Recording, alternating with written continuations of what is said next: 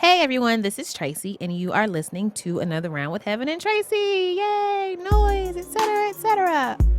What you're about to hear is a live show that we taped at the Trocadero Theater in Philly. It was called Historical Event, and we taped it during the DNC, which was hot, like physically hot, and it was crazy. And it was fun because this is the first live show that I've done with my other BuzzFeed podcast hosts. Evan McMorris Santoro from our politics podcast, No One Knows Anything, was there on stage with me, as were Katie Natopoulos and Ryan Broderick from Internet Explorer. Heben was also at the DNC, but she was there working and hanging out with her homie, Stephen Colbert, so she wasn't on stage with us, but she was still there in spirit. It was a night of truly historical moments, and what you're about to hear is a new national anthem from the one and only Jean Grey. And then you are going to hear Evan and I interview Joaquin Castro, who is a Texas congressman who also has an identical twin who looks so much like him that I'm not actually sure which one we ended up interviewing. But I think it was Joaquin. And then Evan, Katie, Ryan, and myself played Drunken Debates, where I try my best to defend my title as Drunken Debate Champion. I'm not going to spoil it for you. You should just listen and keep your fingers crossed for me. Our audience was gathered by different emotional state delegations. There was the emotional state of can't even. And there was one of shruggy face and hangry. And if I had to pick one, I would just have to pick all three of them because those are my three emotional states all the time. The show was great, and I really, really hope that you enjoy it.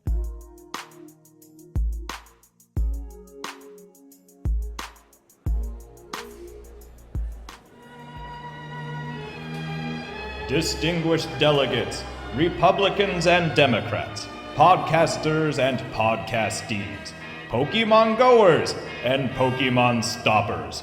Welcome to BuzzFeed's historical event. Let us all come together during this invocation as we prepare to bear witness to something historical, hysterical, and histrionic. Because America. This is a live podcast taping, so please mute your cell phones. Silence is golden, much like Donald Trump's liquid butter spray tan.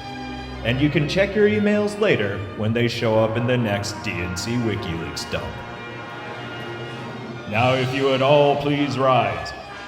Remove your hats and Oculus Rifts, and place your hands over your hearts. Here now to sing the national anthem, please give a warm welcome to Jean Grey!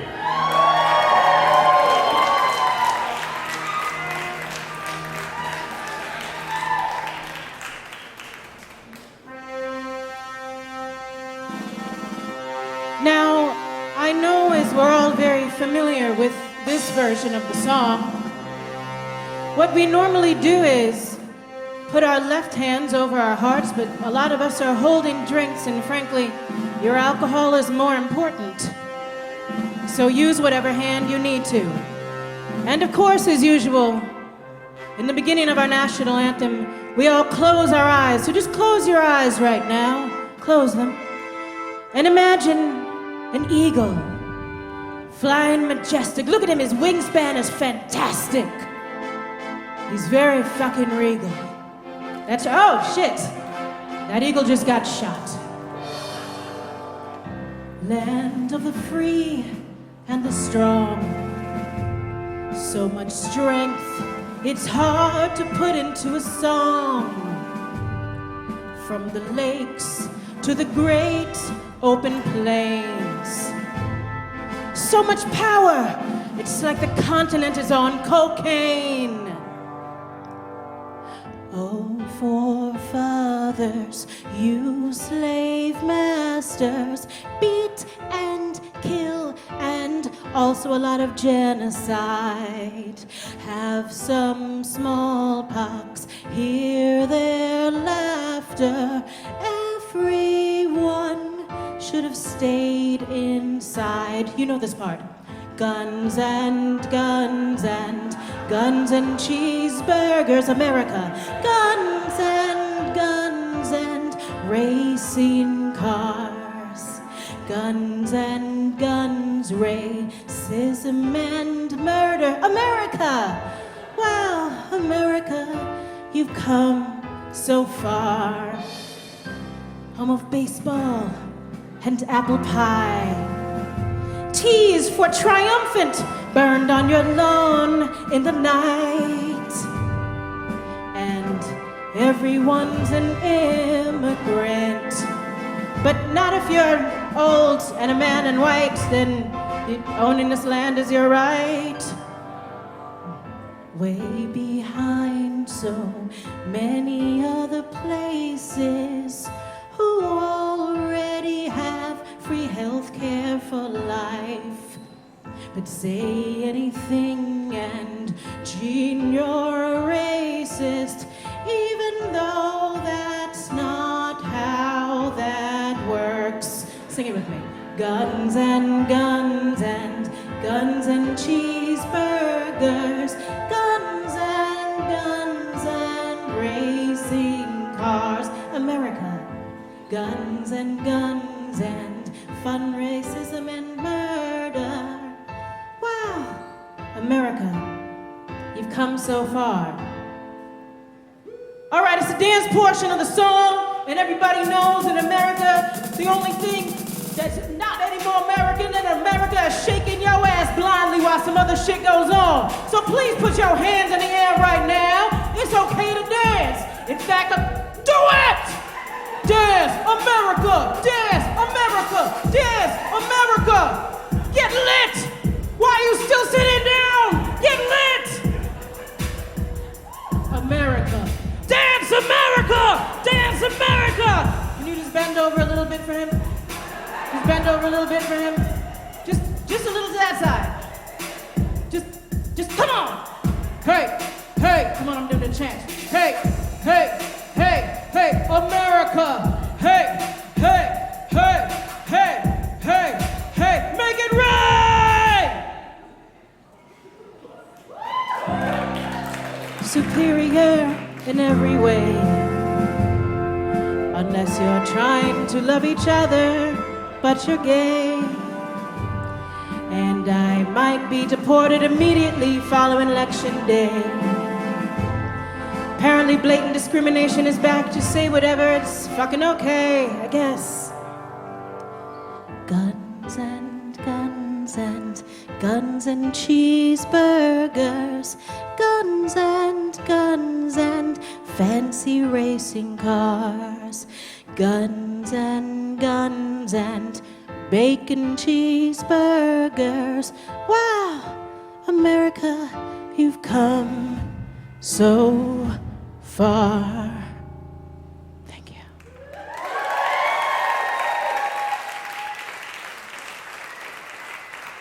I know, right? Are we making it easy for you to get that the world outside of this building is like crumbling and burning to ash right now? All right. Evan. How are you? I've recovered from that shot. This is going along very well, I think. Yeah. Doing really well. I'm having a blast, I tell you what. And I'm really excited about our next part of the show. What's the next part of the show? Well, we have an actual living congressman here with us to talk. A living one. To talk about politics and what's actually going on down the road. So it's a the little bit of my time. congressman that I specifically requested is not here. We have a live congressman. That's right. That's right. Outrageous. The undead congressman. We couldn't get that one to come. God. So we have Congressman Joaquin Castro with us from Texas. Hey, Texas in the house? Texas? All right. So Congressman Castro grew up in San Antonio. Okay. He went to Stanford and then Harvard Law. That's crazy. Very smart guy. He was first elected as the Texas State Representative in 2002, went to Congress in 2012. In Congress, he serves on Armed Services Committee, Foreign Affairs Committee, Intel Committee. He's in the leadership as a deputy whip for the Democrats. This guy's like I don't know what that like is. a mover and shaker in Washington. And a fact, I asked his office for a fact about him, and they wanted us to note that he has an uglier twin brother. His people said that? His people said that. Wow, that's amazing shade. So let's bring out the handsome Castro. Congressman Castro, come on up. Come on out, yeah. Woo! Hi. Nice to meet you. So you're right there.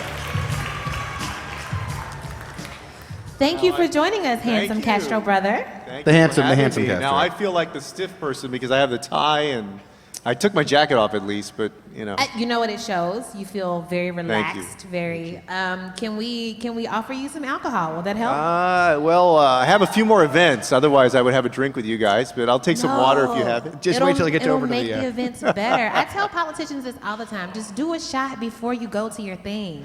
If I do a shot, I probably won't walk off the stage. You'll have to drag me off the stage. Okay, You'll I will need some stop peer after the pressuring. tonight is over, I Yes. think. After the convention is over tonight, you'll probably be doing a lot of shots. I think I'm not- most Democrats will. Well, thank you. That's the commentary portion of the evening. All right, let's get into it. Let's do this. Thank you so much for joining us. In Evan's intro, we learned that you have a twin brother who apparently your folks say is not as handsome as you are. I'm not commenting That's on right. it. It's not my business. I try to, Well, if you saw him, you would agree. If he was standing right here, you would agree with me. I love the shade. I love it. So here's my question. Identical twins have always fascinated me, right? I imagine that they all speak a secret made-up language that nobody else can understand, and you always switch places in school because you might be better at math, so you go take his math test, Now, So, I didn't take any tests for him, and he Really? didn't take any tests for me.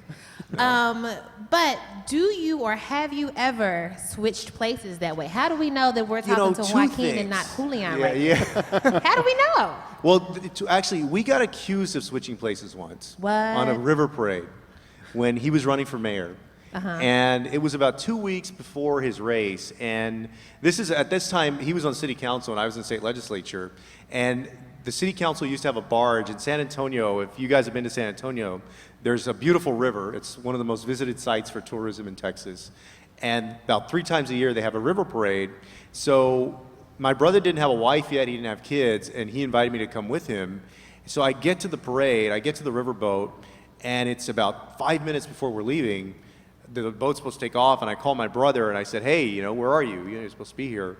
He said, I'm stuck at a neighborhood association meeting, and I'm not going to make it. So, so I'm on the boat, and I'm waving to people as we're going by and everything, And one of his opponents that was running for mayor also is right next to me, and people were yelling my brother's name, Julian, Julian, and I can tell this guy's getting a little annoyed because it's not Julian.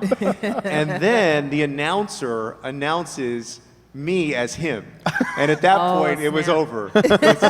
You're impersonating him, you're pretending to be him, all that. But other than that, we haven't really switched places. That's crazy. So, Well, because I'm used to being confused for him. Like literally, when my brother was mayor, I would be home walking in the streets of San Antonio, and probably 10 or 15 times a day, people would call me mayor. so you're 1 minute younger than your brother, That's right.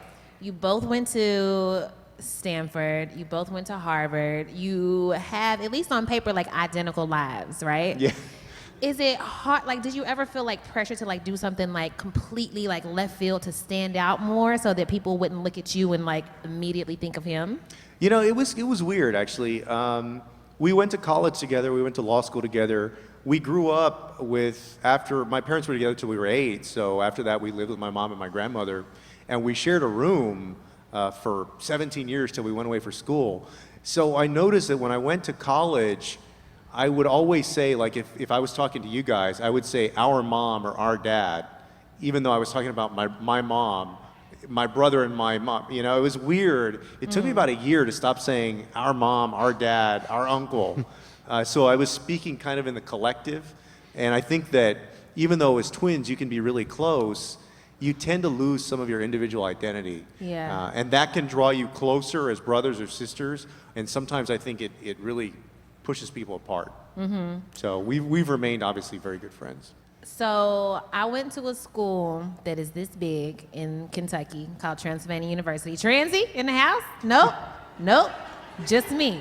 All right, that's fine. I'm used to it. Don't pity me.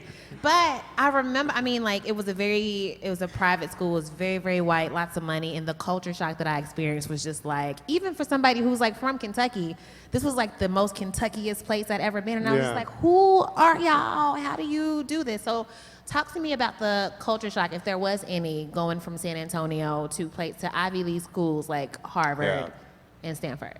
It was very different. I grew up in inner city San Antonio on the west side of San Antonio, which is probably about 95% Mexican American. Wow. And before I left home for school, I'd only been out of San Antonio a handful of times. And my brother and I had never, a lot of colleges, they do these freshman weeks, when acceptance weeks, when after you're accepted, you can come visit the school. But my mom couldn't afford to send us up there to go visit. So when I went off to Stanford, we showed up there for the first time, never having seen it. And I remember that we took 3 bags each, because that's the most that Southwest Airlines would allow you to take. And my dad bought us the cheapest ticket that he could buy. So we stopped in El Paso and then San Diego and then on to San Francisco. But I swear to God, we cried like the first hour on the flight because we were leaving home and we'd never really been away from home. So it was a different experience. But in terms of being homesick, I give credit to a lot of people that don't have a twin brother or don't have a sibling that they went to college with, because it was kind of different for my brother and I, because we always had somebody that was a best friend. Right. And I saw a lot of people that went off to Stanford that didn't have that. And as hard as it was being homesick for us, never having really been away from home, there were people that were there absolutely on their own trying to make it. So I think they kind of had a tougher time. Mm-hmm. So you and I are both brown people from red states, right? Oh, yeah. I could sit here and talk to you all day about the stresses and struggles that I personally feel when I go back home. But talk to me about what's hardest about being brown in the red state of Texas for you. Well, I just think that the politics of Texas, no question, look, Texas hasn't elected a Democrat statewide since 1994. I think it's the state that's gone the longest now without electing a Democrat statewide. I just don't think that the statewide politicians represent most Texans. They represent most voters, that's clear, because they win the elections. But our voter participation rate in 2014 was 32%. Among Latinos, among Hispanics, it was 27%. So that's tough. It's tough to see some of the extreme positions that our lieutenant governor, for example, has taken, or Ted Cruz. Every statewide Republican in Texas basically wants to be Ted Cruz. That is their idol. So that gives you the sense of the politics, Pray for Texas. Yeah. But they got a great river. They got a beautiful river. The Riverwalk, yes. Come for the Alamo and the Riverwalk, yeah. Well, I want to ask you a bit about voters and a Texas question too, which is that we're living in this time right now where things are very polarized. We just came out of Cleveland convention. Yeah. You're a guy, Trump did very well. He didn't win your state, but he's done well there. Yeah. These voters a lot of them are in your state, right? People like that. And I want to know, do you think that Trump supporters are racists? Ooh. I think some of them probably, yeah. I definitely don't think all of them are. I think there's a lot of fear about the economy. But, when you've got David Duke and white supremacists who are pushing him actively, congratulating him and pushing his candidacy on Twitter and on Facebook and all these social media, then yeah, I think the answer is yes. Do you have any idea sort of where that has come from to see that kind of just become so overt now? I mean, the sort of racial language that we've seen, and people just feel very confident, it seems like, in saying things that are very divisive at best, right? Where does that come from, do you think? Yeah, was it always there, or is this just a perfect storm where people finally feel comfortable saying what they've always felt? I think that he's brought a lot of that to the surface, and I think that he has purposely been very divisive and stoked people's fear and resentment. He kicked off his campaign by talking about Mexican immigrants being rapists and murderers. I heard that as somebody whose grandmother came here. My grandmother was 6 years old. She came to the United States from Mexico as an orphan with her younger sister. And so you can imagine, when I hear somebody say that, I think it doesn't anywhere near represent the millions of people, immigrants, Mexican and non-Mexican, who are here.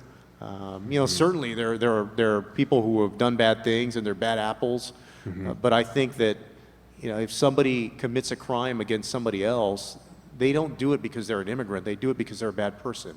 And that's true about somebody who's an immigrant or a native-born U.S. citizen or whatever. I want to ask you a couple questions about. So I want to ask you a couple questions about your party, because your party's obviously meeting here in town. The first night of the Democratic Convention is underway right now. We started off with a monsoon. So far, we've seen, beyond the monsoon, we've seen a torrent of booing. The Bernie people they shouted down the prayer at the beginning of the event. They booed Jesus, okay? They've been going... I wasn't there for that. So you come into the convention, you've got the Democratic Party chair has been forced to quit under these emails. You've got this booing going on. Should Democrats be freaked out right now? Great question. It's been obviously a rocky start, but no, I think in the long term, Hillary Clinton will win the presidency in November. And I think that this will turn out to be a good week for Democrats. You're going to have Bernie Sanders, Elizabeth Warren, Cory Booker, just a bunch of great people who'll be up there on stage. The president and Hillary, and then former President Clinton. So I think by the end of the week, if we can get past this first day, I think we'll be okay. But some of these Bernie supporters that are here really seem hell-bent on disrupting this thing any way they can. I wonder if you feel like we're getting to a point where they might be hurting Hillary's chances in November to have this stuff on TV and watch this stuff. I hope not, and I think that most of them will end up supporting her. I realize that there are a lot of people, obviously, that are very upset about the emails that came out from the DNC, and the Russians that may have hacked the DNC or not. We don't know for sure yet what happened. And there's a lot of passion and a lot of energy, and that can be a very good thing because it motivates people to go out and vote in November. But just like any other energy, it has to be channeled into something positive. The email leak from the DNC, which obviously exposed a lot of internal conversations inside the DNC. You and I were just talking before about how anybody's emails might look pretty bad if they were out there. But they did fuel some of these grievances that Bernie people have. There was a suggestion, Yeah.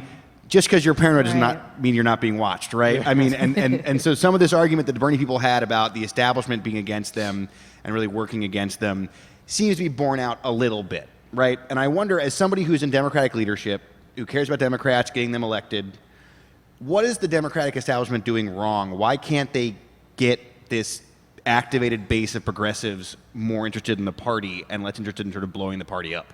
Well, I think that you saw that in the course of this campaign. I mean, where it started versus where it is now, Democrats on every part of the Democratic spectrum, the political spectrum, are talking about things like income inequality, for example. They're talking about raising the minimum wage. We're talking about labor standards. We're talking about the issues within trade agreements. So I feel like a lot of the issues that both Elizabeth Warren and Bernie Sanders have been talking about for quite a while have greatly influenced the Democratic platform and the conversation that we're having in this presidential race. And I would say that it's not just confined to what Hillary Clinton is saying, but also I think it's even influenced Republicans. You think about it, I mean, you've got a Republican who won the nomination talking about the problems with past trade agreements, for example, and complaints with trade agreements. Now whether you agree or disagree with those things, it shows you that that's an issue that has really come to the surface in a big way. And so I think in many ways, it's obvious that they've had a big influence on the conversation. That's actually a great segue into a couple of questions we got from the bot that we used earlier, the audience bot. A couple of people have asked us about the white rural vote, and kind of this is a vote that Democrats have really been struggling with for a long time. And people are looking at Trump's success with these voters, and they're worrying the Democrats can do nothing to reach those voters. And they're concerned about that. Do you feel like that's a legitimate concern? Does the Democratic Party need to really win back over white working class voters? Well, I don't feel like we should, and I've said this in Texas, where Democrats get about 23 to 27% of the white vote. Very low and consistent with other southern states like Mississippi and Louisiana and other places. I don't think that we should give up as a party on any voting group, certainly not any ethnic group or racial group. I think you always have to try to speak to people, and that includes white rural voters. I think we just have to keep looking for a combination of issues that can appeal to them. But I also say that, remember, it's a dynamic situation because Democrats will take certain positions and Republicans will take positions, and those move a little bit over the years. And I think that for a lot of even white rural voters, Republicans have gotten fairly fairly out there, certainly in Texas, fairly extreme in their positions. And I think that's also helping the Democratic Party. Interesting. So, I mean, just this idea everybody wants to be Ted Cruz, do you think that might be the sort of undoing of the Republican Party in the long run? I mean, I think to the extent that, that they keep getting further and further out there to the right, and that with the Tea Party, you can never be far right enough to satisfy them. I don't think that you're going to keep having people ride that train with you all the way. At some point, they're going to turn around and say, this is not the party that I signed up for 20 or 30 years ago. Things have changed. An optimistic red state Democrat, folks. Yeah. Give it up. I would like to extend to you a formal invitation to come on either of our podcasts for a more in-depth conversation, because I really want to talk about your mom and how amazing she seems to be. But unfortunately, we're low on time. And I really pushed hard to be able to do this segment. So on my particular podcast, we do a segment called... This is the part that I've been scared about all night. Don't be scared. We purposefully took it easy on you. Thank you. But very, very quick, weird, not too weird though, random questions. Please, I'm still in politics. Please. Screw politics. There's enough politics. So, question number 1. Would you rather have a head the size of a tennis ball or the size of a really big watermelon? And you have to pick one or the two. I guess a watermelon, because then people would think I have a big brain. So, watermelon. That's a good answer. Yeah. Okay, that's logical. But does a big brain mean that you're smart, though? Because I know people with real big heads who are real stupid. I don't know. I'm literally sitting right here. I'm literally sitting right here on the stage. That's Stanton I see over there. I think your head is adorable. Well, thank you. It's so cute. And another thing that we have is tonight, where we have the audience set up as a kind of fake convention where people are sitting in not their state delegations, but emotional state delegations. So we have hangry, the shruggy emoticon, and can't even. Yeah. So if you had to pick which state to join between hangry, shruggy, and can't even, which state would you join, Congressman? I go with the can't even. Why? Why is that? Even? Why is that?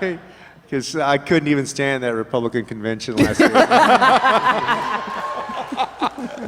And our last question, then we're going to let you go be great and save the world. I don't want to pressure you, but if you answer the wrong way, I'm never voting you for anything, okay? How do you feel about squirrels? Squirrels. I don't have a problem with squirrels. No. All right, time to pull the trap door. Thank you for being here. What's I just know. Listen, can I convince you really quickly? What's your issue with squirrels? Squirrels will end us all. I'm trying to tell you. Now I will say this. Can I tell you this story? That a squirrel bit off the wiring in my attic and messed up the electricity for like a week. He did that on purpose. He meant to do that. Yeah. He did. Yeah, we asked you're okay with squirrels. I had to pay all this money. Yeah, it really ate through the wiring and stuff. And yet you have no problem with them. Yeah, They're already trying to destroy destroy your home. Yeah. No problem. Also no. Think about passing some legislation that would ban both squirrels and owls. Thank you in advance. Also, thank you for stopping by here and talking with us in the middle of the apocalypse. Yes, thank you so much, Congressman. Really appreciate it.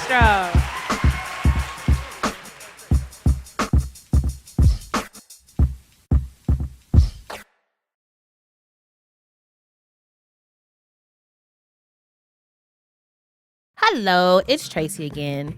So at this point, we are in the middle of the DNC live show and we're just about to tackle drunken debates. But apparently Ryan thought that none of us were drunk enough, so he just barged onto the stage holding like 20 shots, and we had to drink them on stage in front of everybody. And then we were definitely drunk enough, so thank you to Ryan for that. And Jean Grey rejoined us on stage to be our guest for drunken debates. Hi. I'm on a new microphone, which means that this is now a new segment. So, Once again, if you're familiar with Another Round, the podcast, then you will be familiar. You'll be familiar with this next segment, which appropriately is called Drunken Debates. Out of curiosity, is anybody actually drunk right now? We got one in a possible. Let me just boo. I'll boo them. Boo to all of you. Boo. How dare you value your livers and your well-being. So the way that Drunken Debates works is literally you get drunk. I may or may not be there.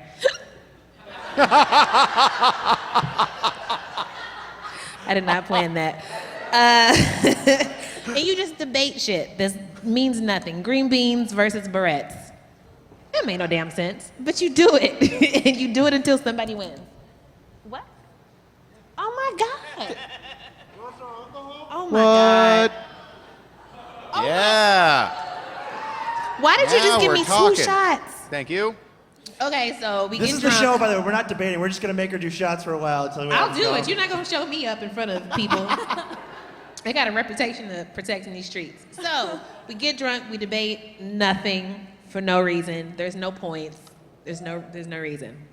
Not to brag or anything, but I happen to be the reigning drunken debate champion around the stewed. So I'm very excited to defend my title. Just to make sure that I don't sway any votes or anything, we're gonna hand it over to the lovely Jean Grey, who is gonna be our judge and arbiter for the evening. You'll be impartial, right? And by impartial, you're No. gonna make sure I win. Yeah. This Okay. Wait, I just want to point out, this shockingly became very similar to the DNC very fast. Oh, it really did. It's impartial, but make sure I win. She has to resign now. We have to get a new DJ. Yeah. This is a whole thing now. We are nothing if not on brand. So I'm ready and I'm really excited to be doing this. Nobody brought me a drink, so fine. Oh my God, give Jean all the drinks. No, it's okay. Boo. I'll just explain Boo. the rules. All right. Hey, go, go, go. Woo. Here's how it works. Yeah, people, why shoot bourbon? Here's how it works. Oh, that was good. You'll each step up 2 by 2. I will give you a pair of brass knuckles and a bottle full of Honey Lemon Mad Dog 2020, and you will just fight it. Okay, no. I will give you a question prompt, and then you will draw your position out of that bowl. Is there a bowl? And then after that, you will have 2 minutes to either end each other's lives or win the argument. At the end of 2 minutes, when you hear this sound, it means it's a reggae party, or I love that sound Drake so is much. here. It's the funniest sound that there is. Or whatever. And or it means the debate is over. Also, I will consult our emotional state voters for their thoughts. So, good luck with that. Vote for me. Because, yeah, no, don't do that. Hey, I'm campaigning. I can do that, right? Yes, but ultimately, I declare the winner. So if you win the round, you stay in to battle the next person. Everybody good? We ready? Yes. All right. Round 1. Katie versus Evan. Question. Which animal should represent America instead of the bald eagle? And before you go, a side note, Ben Franklin wanted it to be a turkey, and his lesser-known cousin Lamar Franklin wanted it to be a jive turkey.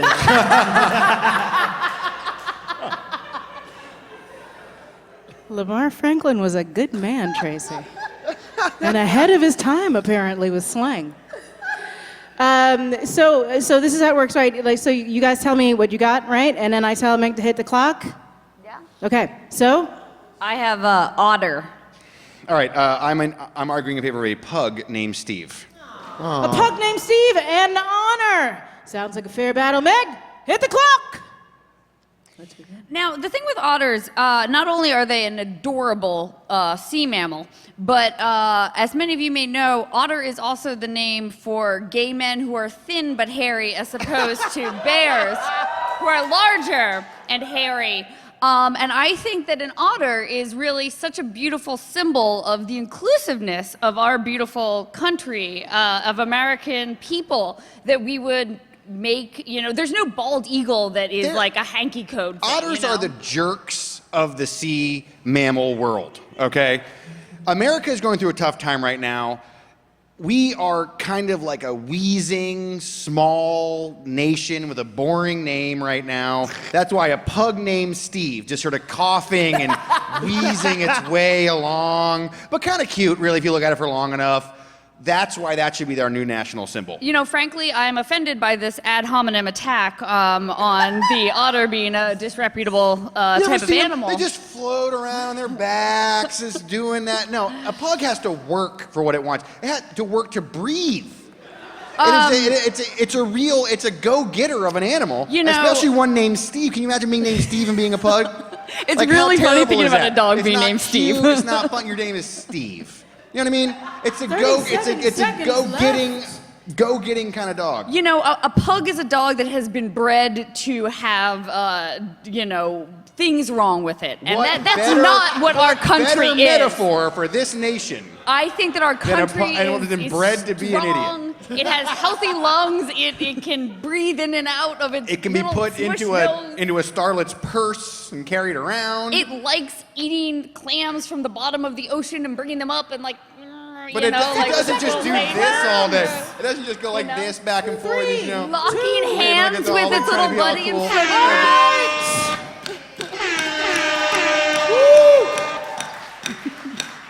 It's a bashment party and also a debate.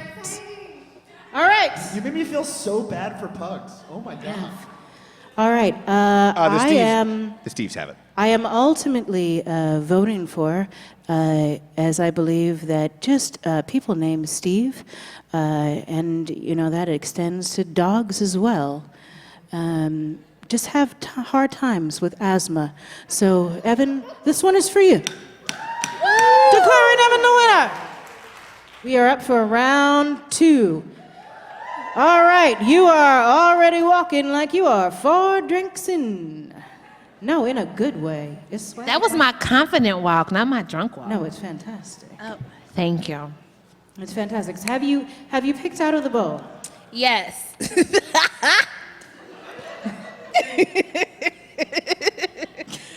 I like to laugh before I destroy people, so. Just make the sound now. Just make the thing. She also likes to stretch. Okay. All right. So the question here, such a good question. I ask myself this every day. Keep the penny or eliminate the penny? I'm ready. Tracy, what will you be? I am ready. I have on my paper written upon, which says, fuck the penny. All right, and I say, keep it. Oh, that's cute. That's Keep real the cute. That's all right, real a real shocker of sides there. Hey, hit the clock! I'm gonna let you go first because I'm about to end it, so go ahead. Okay, probably the last bastion of kindness in this country is the take a penny, leave a penny box. That's good. And you're saying to me that this simple act of Americans helping one another to a penny if they have a penny to give, or taking a penny if they need a penny, that we should get rid of that? Has this country fallen so far that you can't just take a penny or give a penny to your fellow man? Evan with a very or good woman, point. At or 1:45. otter, frankly. Literally nobody ever needs a penny. So you can leave a penny if you want to, but it's it's the performance of service to make you look like a better person. Because nobody wants your penny. Here's the fucked up thing about pennies, okay? You got quarters, you got dimes, you got you got dollar pieces. I don't know what they It's call. fine because she's employed the tongue click twice in 1 minute. You got nickels, you got dimes, and then at the lowest rung, the lowest denomination is the penny. What do you notice about the penny? What sets the penny aside from everything else? It's brown. So what? Oh, it's penny, a beautiful copper. No. What this penny is telling you is that brown things are devalued. We are the lowest of the low.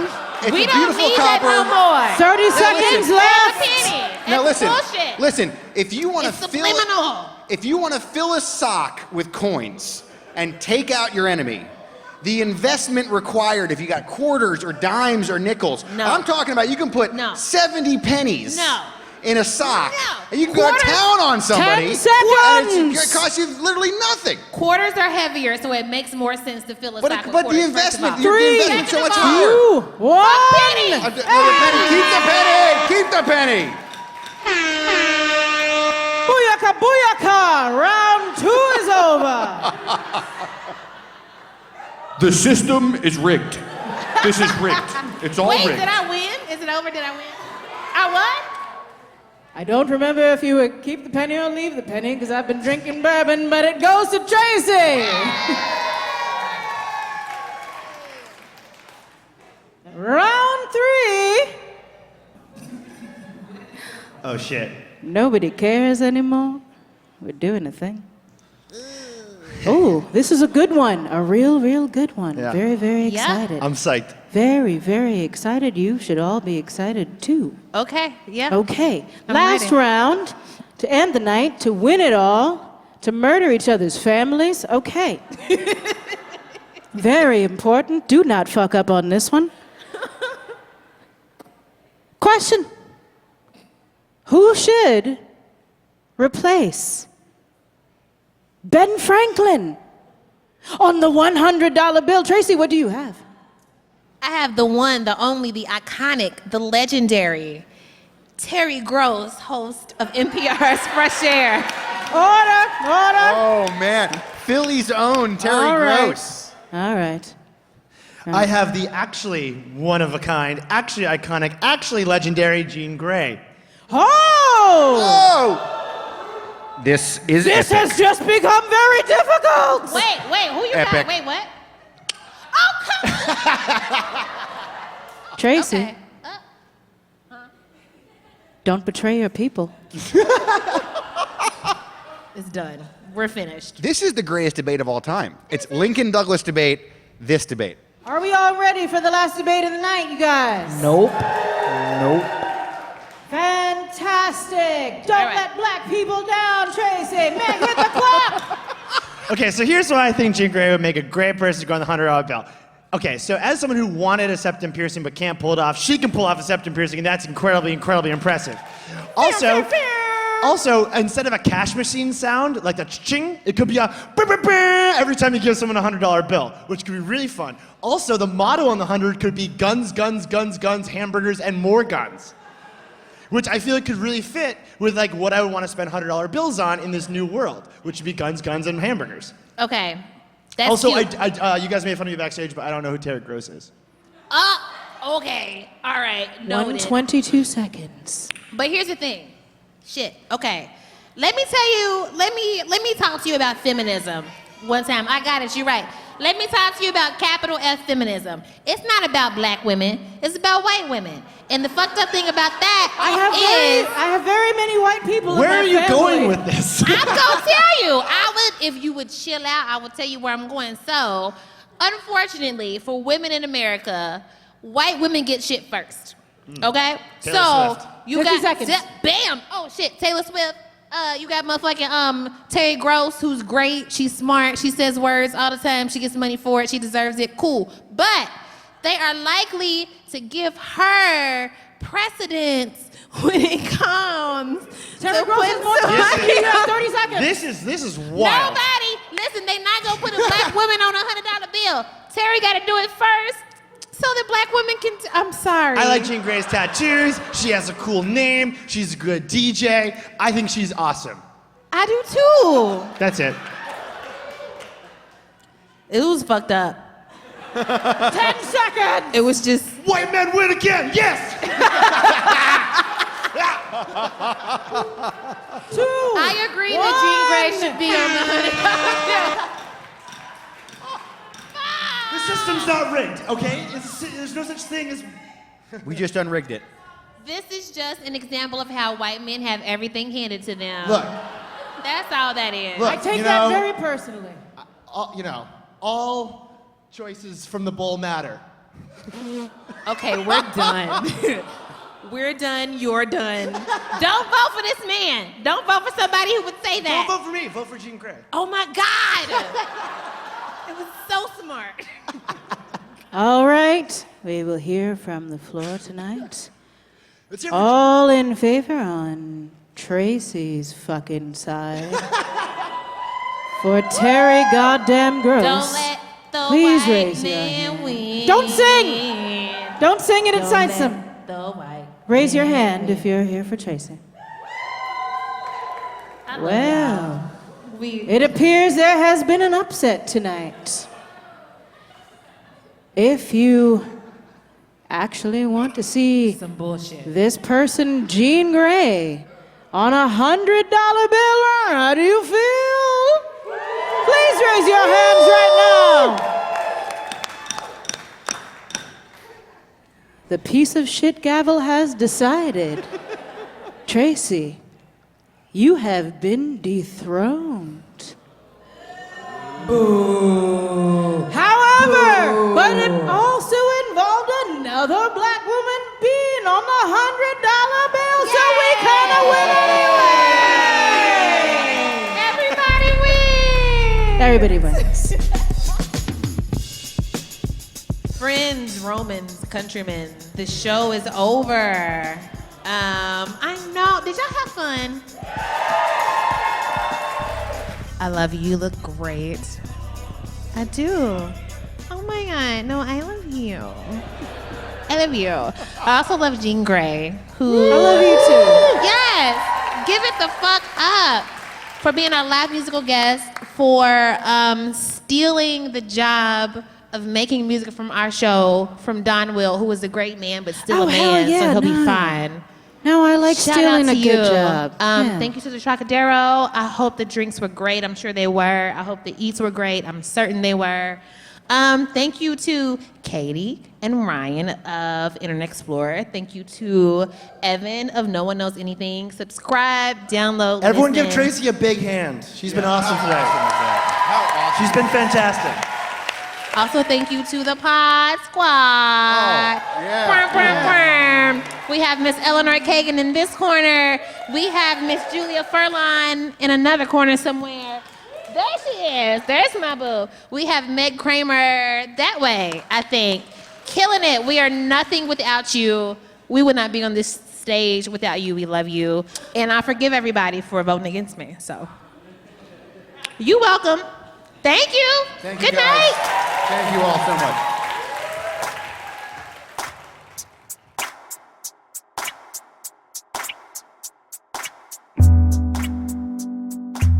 And that was our live DNC show in Philly. I hope you had as much fun listening to it as we had planning and actually making it.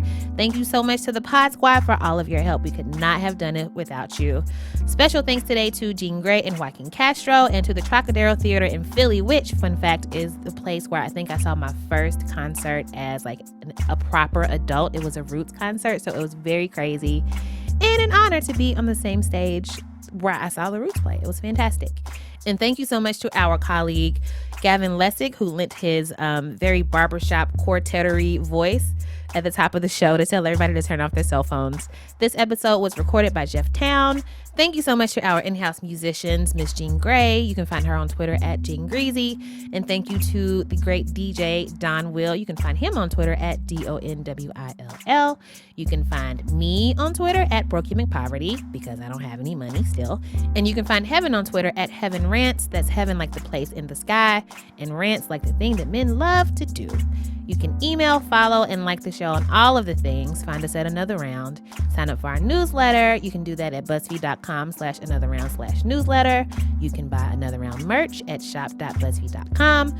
Drink some water, take your meds, call your person, floss, buy some lotion. It's hot outside. The air is dry. You don't have to live the way that you've been living.